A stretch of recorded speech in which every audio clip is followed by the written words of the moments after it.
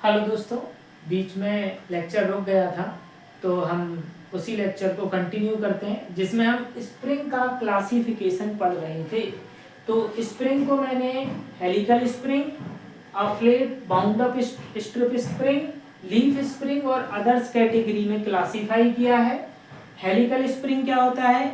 हमने एक वायर है, हमारे पास एक वायर है, उस वायर को हेलिक्स शेप में जब आप राउंड अप करते जाओगे तो जो स्प्रिंग बनेगी वो हेलिकल स्प्रिंग कहलाती है। इसमें हेलिक्स एंगल होता है, ठीक है। तो जैसे आपकी मच्छर वाली कॉइल होती है जिसमें आप कॉइल बनाते हो, है ना, अलग अलग डायामीटर के, वहां पर आप उसको सर्कुलर राउंड अप करते जाते हो। तो यहाँ पर आप राउंड अप तो करेंगे हम उस वायर को, बट हेलिक्स शेप में, तो उसको हेलिकल स्प्रिंग बोलेंगे। हेलिकल स्प्रिंग मेनली 3 प्रकार की होती है। एक है हेलिकल कंप्रेशन स्प्रिंग, दूसरी हेलिकल एक्सटेंशन स्प्रिंग और तीसरी हेलिकल टॉर्सनल स्प्रिंग। अच्छा, अब हम समझते हैं हेलिकल कंप्रेशन स्प्रिंग क्या होती है। हमने वायर को हेलिक्स शेप में राउंड अप किया, अब हम उसकी एक्सिस के अबाउट जो लोड लगा रहे हैं वो लोड कंप्रेसिबल नेचर का है। अगर जो लगाया गया लोड कंप्रेसिबल नेचर का है तो उसके कारण स्प्रिंग की लेंथ क्या होगी? कम होगी। तो वो स्प्रिंग आपकी कहलाएगी हेलिकल कंप्रेशन स्प्रिंग, ठीक है। दूसरा हेलिकल एक्सटेंशन स्प्रिंग, इसमें क्या होगा? उसी स्प्रिंग को हमने क्या करा, उसी वायर को हेलिक्स शेप में राउंड अप किया, हेलिकल स्प्रिंग बनाया। अब हम उसकी एक्सिस की दिशा में जो लोड लगा रहे हैं वो कैसा है? टेंसाइल नेचर का है। टेंसाइल नेचर का है तो वो क्या करेगा? स्प्रिंग की लेंथ को इंक्रीज करेगा, स्प्रिंग को इलोंगेट करने की कोशिश करेगा।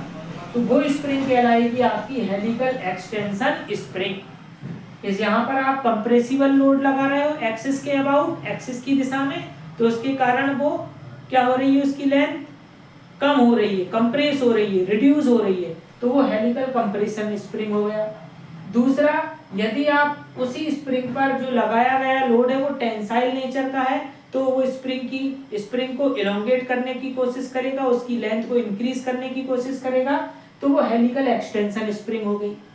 अब हेलिकल एक्सटेंशन स्प्रिंग 2 प्रकार की होती है, एक क्लोज्ड कॉइल हेलिकल स्प्रिंग और एक होती है ओपन कॉइल हेलिकल स्प्रिंग।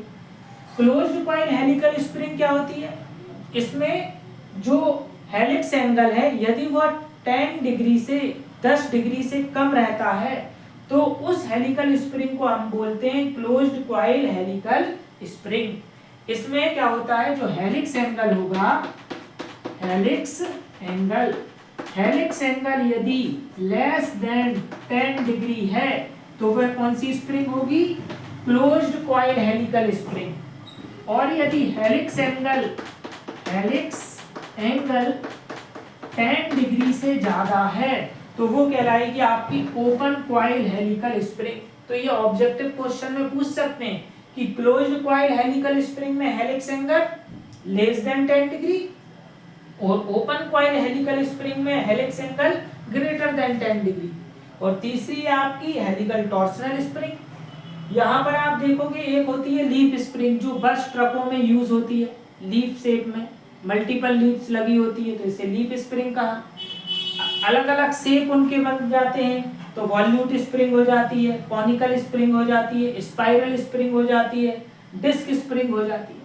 तो हमारे सिलेबस में है वो हेलिकल स्प्रिंग है।